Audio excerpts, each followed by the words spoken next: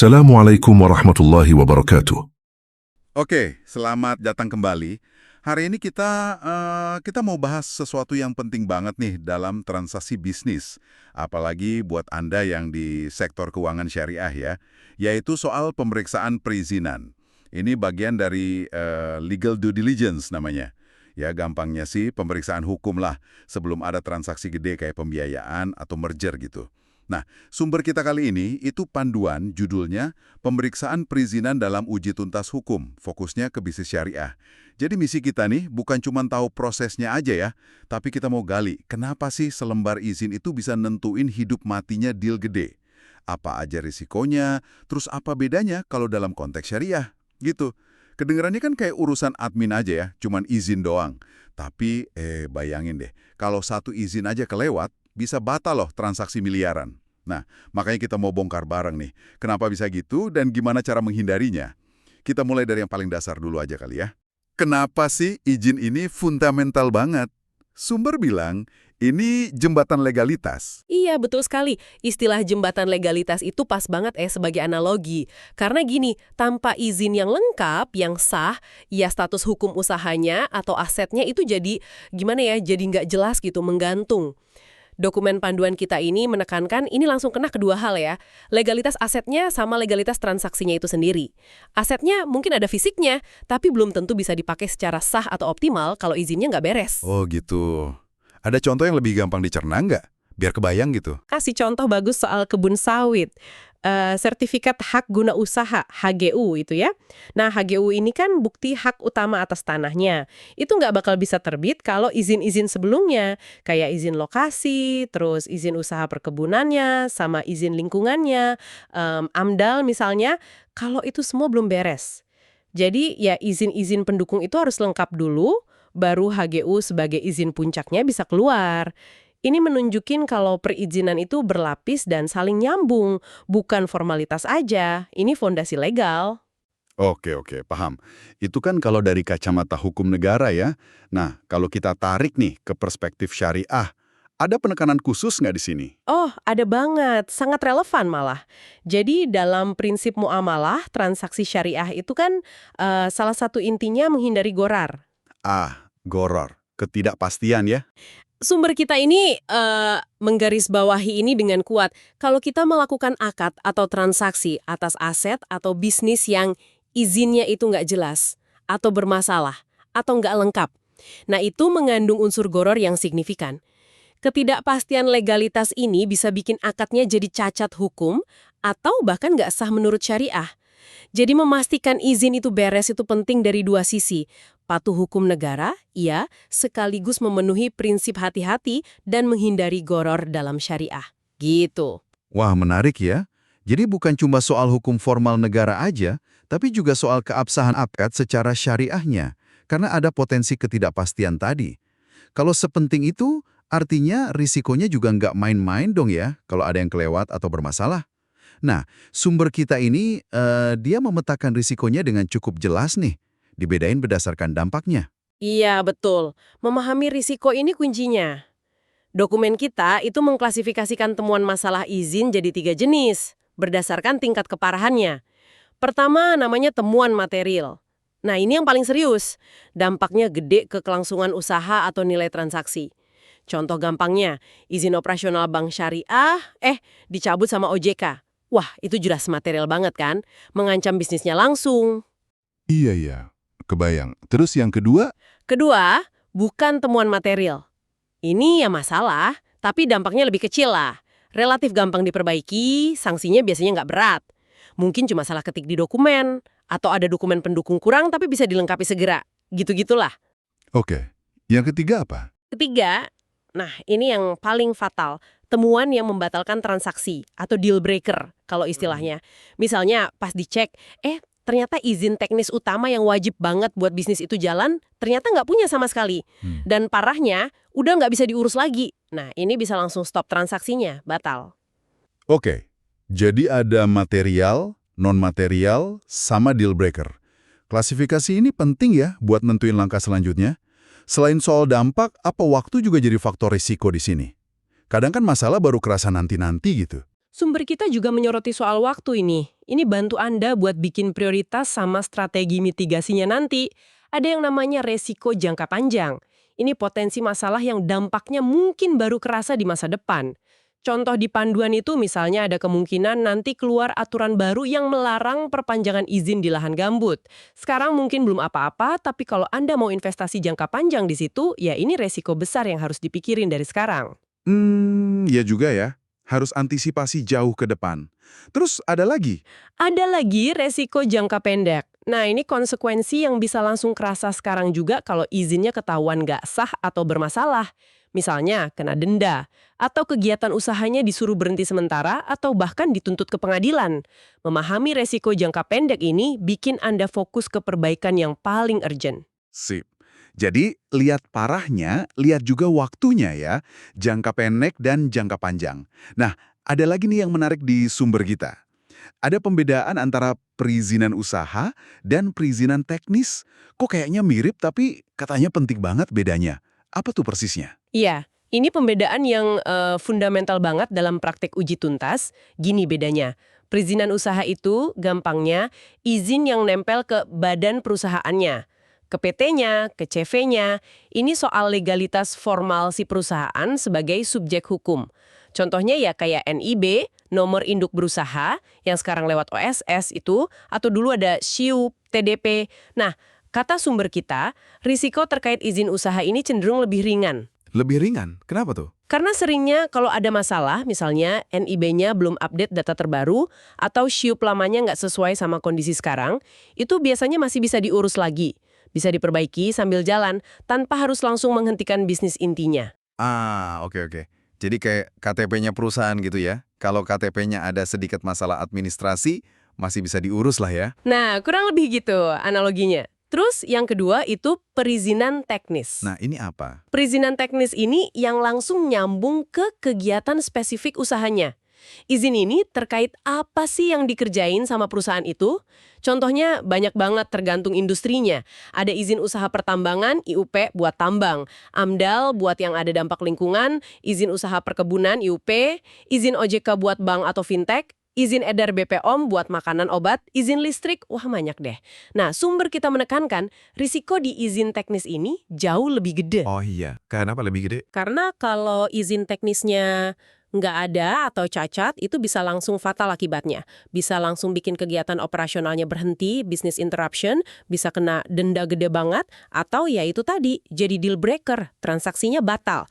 Makanya pas due diligence, biasanya pemeriksa itu pakai kaca pembesar lebih tebal buat ngecek izin-izin teknis ini. Fokusnya lebih ke sini. Masuk akal banget sih. Kalau KTP perusahaan rada bermasalah, mungkin masih bisa diurus. Tapi kalau izin buat kerjanya nggak ada atau salah, ya udah, nggak bisa kerja dong dia.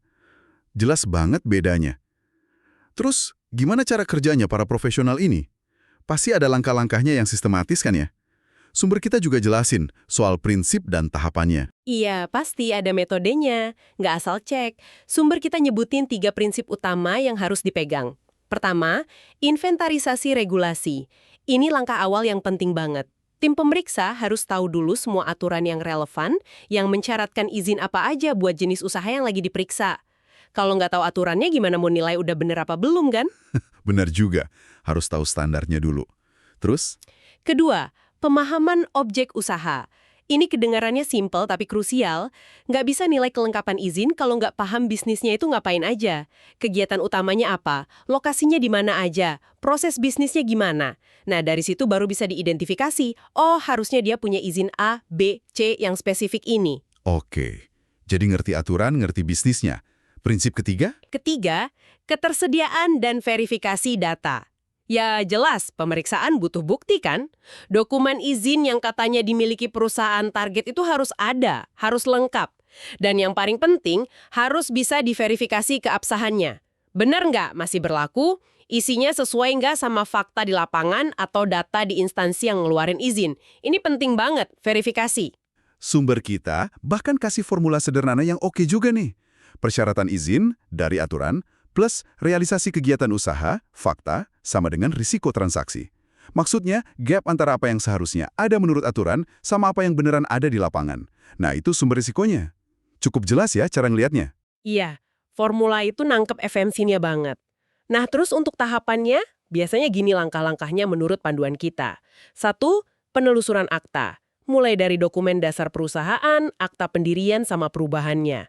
Buat mastiin, tujuan perusahaan di akta itu nyambung nggak sama izin yang dipunya dan kegiatan realnya. Oke, cek akta dulu. Lanjut. 2. Pemeriksaan dokumen. Nah, ini intinya. Cek kelengkapan, keabsahan, masa berlaku semua izin itu. NIB-nya gimana, izin lingkungannya, izin teknisnya, lengkap nggak, masih berlaku nggak. 3. Konfirmasi fakta. Kalau ada yang aneh atau beda data antara dokumen sama lapangan, misalnya alamat di izin kok beda sama lokasi pabriknya, nah ini perlu diklarifikasi. Tanya ke manajemen target atau cek langsung ke instansi terkait. Jangan cuma percaya kertas. Verifikasi lagi ya intinya. Ya. 4. Analisis risiko. Di sini temuan tadi dievaluasi. Balik ke klasifikasi tadi, ini material, nggak material, atau deal breaker. Seberapa gede dampaknya ke transaksi Anda? 5. Terakhir, penyusunan rekomendasi. Tim pemeriksa kasih saran ke Anda. Transaksi aman lanjut? Atau perlu syarat tambahan? Misal, izin X harus beres dulu dalam sekian bulan. Atau, wah, ini risikonya kegedean, mending batalin aja. Gitu. Prosesnya runut dan detail ya. Kelihatan berlapis pemeriksaannya. Tapi kalau di lapangan nih, dokumen apa aja sih yang biasanya jadi fokus utama? Biar lebih kebayang gitu dokumen apa aja yang dilihat. Sumber kita ada kasih contoh sih, tapi ya ini nggak baku ya. Pasti beda-beda tiap jenis usaha. Tapi secara umum biasanya mencakup beberapa area kunci lah. Pertama, dokumen legalitas dasar perusahaan sama pajaknya. Kayak NIB tadi, terus bukti lapor pajak, bayar PBB, gitu-gitu. Kedua, izin-izin operasional yang relevan sama bidang usahanya. Nah ini yang paling variatif.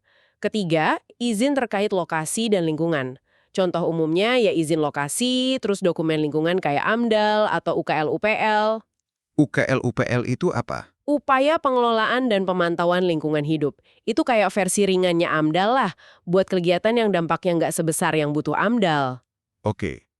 Terus apa lagi? Keempat, izin soal bangunan kalau dia punya aset fisik. Kayak IMB dulu, atau sekarang namanya PBG, Persetujuan Bangunan Gedung.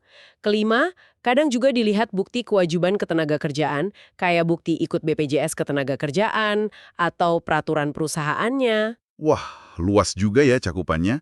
Dari KTP perusahaan, pajak, izin kerja, izin lokasi, lingkungan, bangunan, sampai urusan karyawan juga ya. Intinya ngecek semua aspek hukum yang relevan udah dipenuhi apa belum? Betul, tujuannya mastiin nggak ada lubang hukum yang bisa jadi bom waktu nanti. Dan ya itu tadi, daftar pastinya bakal beda banget tergantung industrinya. Periksa fintech sama periksa pabrik atau kebun, ya beda fokus izinnya. Nah, ini nih bagian yang bikin konsep ini jadi lebih hidup. Sumber kita kasih beberapa contoh kasus nyata di lingkup keuangan syariah. Ini pasti relevan buat Anda. Coba kita lihat ya. Kasus pertama, pembiayaan buat pabrik makanan halal. Ada bank syariah mau kasih pembiayaan mudharabah ke pabrik makanan. Pas dicek, ternyata sertifikat halal produk utamanya udah kadaluarsa.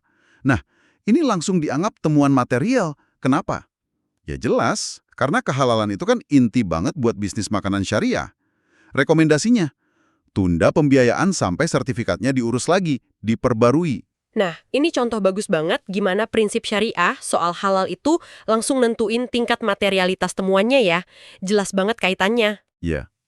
Kasus kedua, akuisisi BPRS, Bank Pembiayaan Rakyat Syariah. Ada bank umum syariah mau mengakuisisi BPRS ini. Pas due diligence, ketahuan izin operasional salah satu cabangnya BPRS itu belum diperpanjang. Nah, temuan ini dianggapnya tidak material. Alasannya, karena ngurus perpanjangan izin cabang itu relatif gampang dan nggak bikin seluruh operasi BPRS berhenti total. Rekomendasinya, akuisisi boleh lanjut, tapi perpanjangan izin itu jadi syarat yang harus cepat diberesin. Beda ya dampaknya sama yang kasus pertama tadi, relatif lebih ringan. Betul. Nah, kasus ketiga, investasi di startup fintech syariah. Ada investor syariah tertarik sama startup P2P lending syariah. Pas dicek, ternyata izin dari OJK itu masih proses, belum final, belum keluar. ini temuannya bisa jadi pembatal transaksi, deal breaker. Kenapa? Karena fundamental banget. Tanpa izin OJK, fintech lending itu ilegal beroperasi di Indonesia. Titik. Risikonya terlalu gede buat investor. Ya, ketiga kasus ini nunjukin dengan jelas gimana analisis risiko itu diterapin di lapangan. Kita bisa lihat gimana temuan yang sama-sama soal izin, tapi bisa diklasifikasiin beda-beda. Ada yang material, ada yang enggak, ada yang deal breaker, tergantung konteksnya banget. Dan gimana klasifikasi itu langsung ngarah ke keputusan transaksinya. Khususnya di kasus pertama sama ketiga itu kelihatan banget gimana aspek syariah halal sama regulasi sektor spesifik izin OJK jadi dominan banget. Ini nunjukin kekhasan uji tuntas di ekosistem syariah. Iya, benar. Proses ini kan nggak mungkin mulus-mulus aja ya. Apalagi zaman sekarang serba cepat berubah. Apa aja sih tantangan atau isu-isu baru yang sering muncul pas pemeriksaan ini? Sumber kita juga nyinggung ini nih. Duan ini nyebut beberapa isu kekinian. Pertama, soal digitalisasi dan OSS. Sistem izin online kayak OSS itu memang bikin cepat. Tapi bukan berarti nggak ada masalah. Bisa aja ada salah input data dari pemohonnya, atau sistemnya lagi error, glitch gitu. Jadi tantangannya, jangan cuma terima izin digital gitu aja. Tetap perlu verifikasi silang datanya. Kecepatan penting, tapi akurasi nggak boleh kalah. Setuju. Jangan karena udah online terus percaya gitu aja ya. Betul. Kedua, perubahan regulasi yang cepat. Aturan itu bisa ganti-ganti, apalagi di sektor yang baru atau lagi hot banget kayak fintech, energi baru terbarukan, ekonomi digital. Profesional yang melakukan due diligence harus selalu update biar nggak salah pakai standar atau kelewat syarat baru. Iya, harus belajar terus berarti ya. Harus. Ketiga, integrasi kepatuhan syariah. Nah, ini tantangan khas di bisnis syariah. Gimana mastiin izin formal dari negara itu nggak cuma ada di kertas, tapi pelaksanaannya di lapangan juga sesuai sama prinsip syariah. Ini butuh orang yang ngerti hukum negara sekaligus ngerti fikih muamalah. Kompleks juga ya. Ada lagi? Ada. Keempat, kadang ada disparitas implementasi di daerah. Maksudnya, aturan dari pusat itu kadang diterjemahin atau diterapin beda-beda sama Pemda. Bisa ada aturan turunan atau praktik lokal yang beda. Ini bikin tambah rumit apalagi kalau bisnis targetnya punya cabang di banyak daerah. Wah, iya juga ya. Tantangannya berarti dari teknologi, aturan yang berubah, aspek syariahnya, sampai ke level daerah juga. Lumayan kompleks. Jadi nih setelah kita dengerin semua ini, apa kesimpulan utamanya yang bisa kita atau Anda para pendengar ambil? Pemeriksaan izin ini jelas bukan cuma soal formalitas atau centang-centeng checklist ya. Betul banget, ini fondasi legalitas. Pesan kuncinya itu ya ketelitian sama pemahaman yang menyeluruh holistik. Seperti ditekankan di akhir sumber kita, suksesnya due diligence perizinan itu tergantung banget sama kemampuan kita buat 1. Paham bisnis targetnya secara mendalam. 2. Tahu aturan main perizinannya. 3. Cek dokumennya dengan teliti, jangan gampang percaya. Dan 4. Analisis risikonya secara objektif. Nah, dalam konteks syariah, ini semua tujuannya yaitu tadi, mastiin transaksi Anda nggak cuma sah hukum negara, tapi juga bebas dari garar yang berlebihan, biar aman, adil, dan berkelanjutan. Ini bagian dari manajemen risiko yang paling dasar sebetulnya. Oke, jadi ini melindungi nilai investasi Anda dan memastikan bisnisnya jalan di rel hukum dan syariah yang benar. Nah, sebagai penutup nih buat eksplorasi kita kali ini, kami mau lempar satu pertanyaan buat Anda renungkan lebih lanjut, berangkat dari obrolan kita tadi. Mengingat aturan yang terus berubah dan digitalisasi izin yang makin masif, gimana caranya Anda bisa memastikan proses uji tuntas perizinan Anda, baik yang Anda lakuin sendiri atau yang Anda percayakan ke orang lain, itu tetap adaptif, tetap tajam gitu, buat nangkep risiko-risiko baru yang mungkin belum ada di checklist standar. Oke, terima kasih banyak sudah menyimak penelusuran mendalam kita kali ini. Sampai jumpa di pembahasan berikutnya ya.